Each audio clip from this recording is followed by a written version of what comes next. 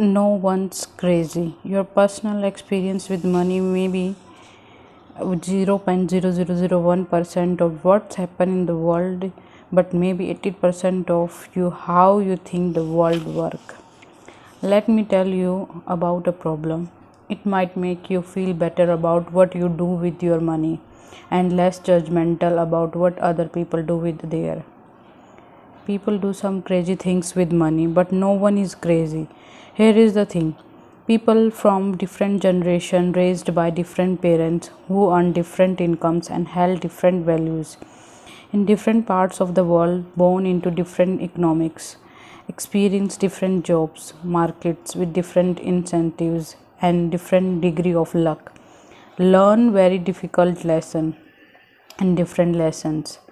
Everyone has their own unique experience with how the world works, and what you have experienced is more compelling than what you learn second hand.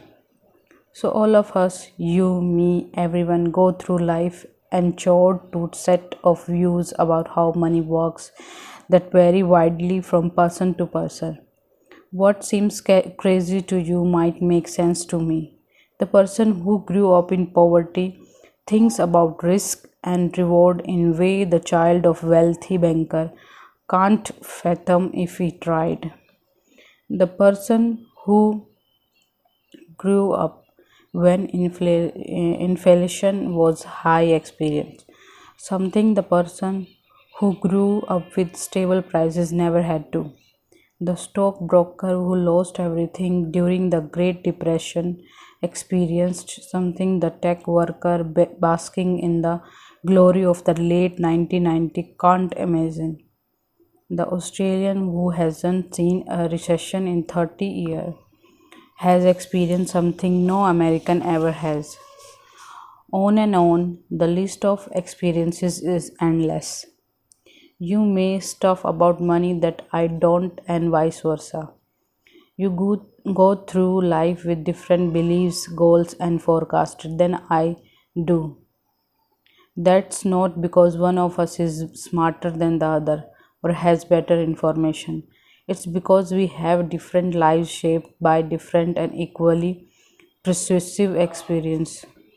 Your personal experience with money make up maybe 0.0001% of what's happen in the world, but maybe 80% of how you think the world works.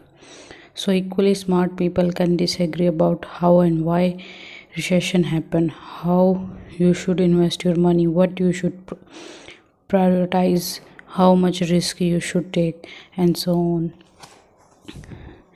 America Frederick Lewis Allen wrote that the Great Depression marked millions of Americans inwardly for the rest of their lives. But there was a range of experiences 25 years later as he was running for the president. John F. Kennedy was asked by the reporter what he remembered from the Depression. He remarked, I have no first-hand knowledge of the Depression. My family had one of the great fortunes of world, and it was worth more than ever then. We had bigger houses, more servants. We traveled more. About the only thing that I saw directly was when my father hired some extra gardener just to give them a job so they could eat. I really did not learn about the depression until I read about it at Harvard. There was a major point of the 1960 election how people thought could someone with no understanding of biggest economic story of the last generation be put in the charge of economy. It was in many ways overcome only by JRF experience in World War II.